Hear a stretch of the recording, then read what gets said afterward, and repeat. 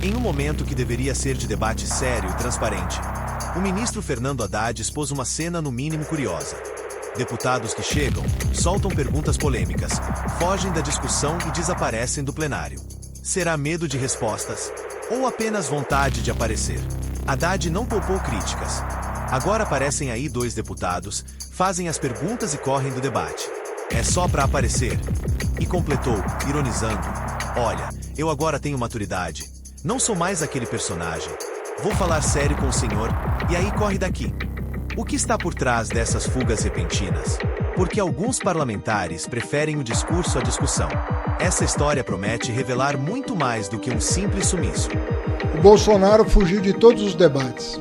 Eu era candidato a presidente, estava no segundo turno, ele correu de debater comigo. Agora aparecem aí dois deputados, fazem as perguntas e correm do debate. Quase 1h40. Como vocês assistiram antes do intervalo, o ministro Fernando Haddad se dispôs a conversar ali com alguns jornalistas na saída da comissão. Ele disse que ficou inviável permanecer junto aos deputados depois de um bate-boca com parlamentares da oposição, entre eles Nicolas Ferreira, deputado do PL. Está com a gente agora ao vivo? Eu tenho a Gabriela Veras, junto ao deputado Nicolas. Tudo bem, deputado? Bem-vindo ao nosso Bastidores CNN. Vamos dar espaço também para que o senhor explique o que aconteceu. O ministro Fernando Haddad, agora há pouco, disse que o senhor fez uma pergunta e sumiu da comissão que ele considerou desrespeitoso. Esse foi o start desse bate-boca, que depois envolveu também o deputado do PL, Carlos Jordi. Queria saber se, de fato, o senhor abandonou a comissão. O que foi que aconteceu na sua versão? Boa tarde, Tainá. Boa tarde a todos.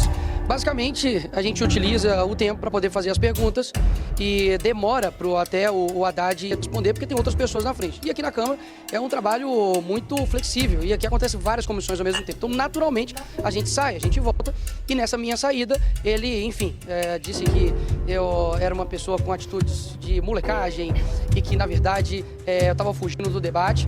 E falou que eu, inclusive, não poderia ter um vídeo de 300 milhões de visualizações porque não tem 300 milhões de pessoas no mundo que fala português. Esse é o nível da galera que quer regular, inclusive, as mídias sociais. E, portanto, eu voltei, elaborei uma questão de ordem e, enquanto eu estava falando a minha questão de ordem, o presidente da comissão, que é do PT, impediu a minha questão de ordem, ou seja, ela já estava lida, elaborada e ele fere completamente o regimento com isso. Ou seja, me chamou para o embate e fugiu do embate. Afinal de contas, eram 3 minutos só que eu teria para poder respondê-lo e ele fez sérias acusações a respeito do Bolsonaro ter dado calote em governadores com relação à Eletrobras, né? Falou a respeito de diversos temas que eu iria rebater e o presidente, inclusive, que é do PT, depois ainda falou que iria pedir à Polícia Legislativa para tirar os deputados badeneiros. Então essa história que ele contou aí, afinal de contas, é uma lorota, porque ele, como ministro de Estado, está preocupado com vídeo de 300 milhões, ele está preocupado com vídeo meu e daqui a pouco está postando vídeo para poder falar mal dos meus vídeos. Realmente é lamentável que um ministro tenha medo de um menino de 1,69 m. Parlamentar, o senhor tentou explicar para o Fernando Haddad exatamente o que aconteceu, que o senhor teve que se ausentar para uma outra votação ou por uma outra audiência, ou não deu tempo? Eu não pude, eu iria esclarecer tudo isso na minha fala, só que quando eu fiz a questão de ordem, estava falando, óbvio, já comecei já rebatendo os argumentos dele e o presidente do PT simplesmente me impediu de falar. E quero deixar aqui bem claro, até para quem talvez não concorde comigo, eu defendo a questão de ordem, mesmo que a pessoa seja de direita, de esquerda, de centro, afinal de contas, é um instrumento regimental.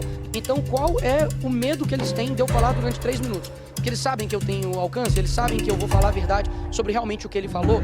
Ele falou diversas mentiras que eu ia rebater, mas agora foi um convite e a gente pode ter certeza que agora a gente vai trabalhar para poder convocá-lo e espero que dessa vez ele não saia do debate como ele fez.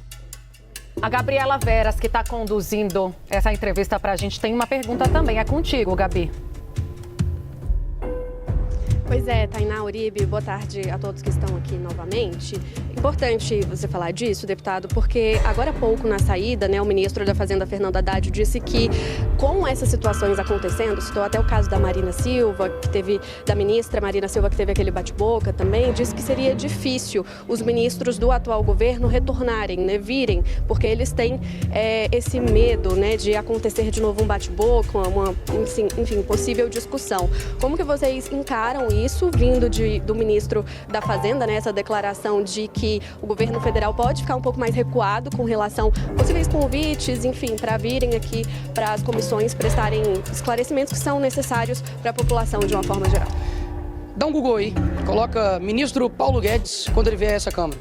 Ele só não foi chamado de coisa pior porque eu acho que não deu tempo, mas ele permaneceu e ficou o tempo todo aqui. Ou seja, um ministro de Estado que não aguenta suportar a Câmara, as suas pressões, e vai embora, e agora quer dizer que fica insustentável aqui o clima, peraí. Eles, na verdade, estão com medo de vir aqui porque não aguentam a verdade. Porque todo ministro que vem aqui, do Lula, que vem aqui a essa casa, parece que eles são ministros da Suíça. Parece que a gente está na Nova Zelândia. Hoje o ministro Haddad falou assim, não, tá tudo bem, o Brasil tá tudo bem. Aí eu falei com ele, poxa, dá uma passeada no supermercado, vai aí ver o preço do café, o preço da picanha, né, o preço dos ovos, vê como tá a situação econômica do nosso país, só tem aumento de impostos, a cada 37 dias um aumento de impostos, sabe? Então, a pior do que essas medidas, eles não reconhecerem e serem desonestos de como eles estão levando o caminho à destruição. Não fui eu que falei, foi a ministra do próprio governo Lula, que falou que praticamente, nessas palavras assim, que 2027 não tem mais como pagar as contas públicas. Agora, de 26 anos de governo, de 24 anos do governo, desde 2022, 18 são do PT, a culpa é só do Bolsonaro? Então é inacreditável, ué. É muito bom ser petista, você faz o que você quiser e nunca a culpa é sua.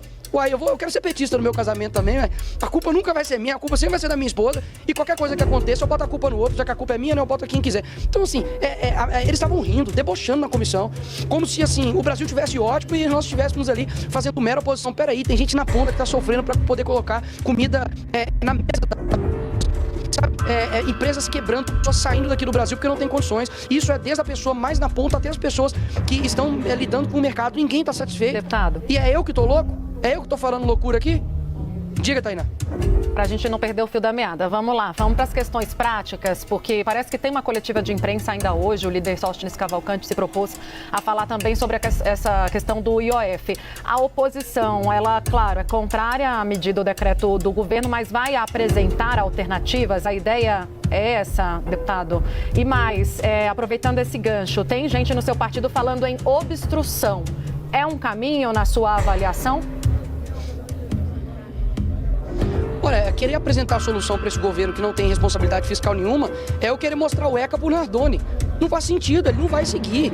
Então, assim, o que deve ser feito com o IOF? Não deve ser feito, tem que ser colocado um PDL, que inclusive eu estou pedindo à relatoria para que seja derrubado todas as medidas a respeito do IOF. A gente chegou num ponto de ter imposto sobre investimento. E ainda o ministro Haddad, em toda a sua incompetência, falar que isso só afeta pessoas que têm cobertura no apartamento. Peraí.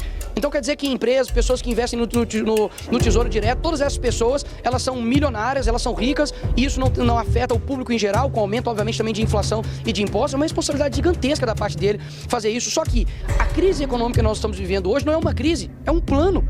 Eles querem, de fato, destruir o nosso país. Basta ver que o governo anterior deixou 54 bilhões de superávit. No outro ano, em apenas um ano, o Lula deixou 230 bilhões de rombo. Todas as estatais estão dando prejuízo. Então, a minha resposta para essa primeira pergunta sua, Tainá, é que não adianta, não é um problema de forma, é um problema de conteúdo. O problema é o PT, o problema é a esquerda. Com relação à obstrução, nós estamos extremamente insatisfeitos. Ontem o deputado André Fernandes fez um desabafo, praticamente em nome de várias pessoas da oposição, a respeito da postura do presidente Hugo Mota. Nós estamos sentindo praticamente ou traídos ou, no mínimo, enganados, porque nenhuma das medidas estão sendo colocadas a respeito, por exemplo, do IOF, a respeito da anistia, a respeito de outros temas que são caros, e eu acredito que até a anistia seja um preço muito baixo em troca da pacificação que vai ocorrer, mas parece que nenhuma dessas medidas são colocadas. Não tem um projeto aqui para corte de gasto nessa casa, só aumento, só aumento, só aumento. Não tem Estado e não tem país que aguente isso. Nós conversamos com o deputado federal Nicolas Ferreira. Muito obrigado, deputado, pela conversa aqui no Bastidores CNN, e obrigado, Gabriela Veras, por ter feito a mediação dessa entrevista. Obrigado.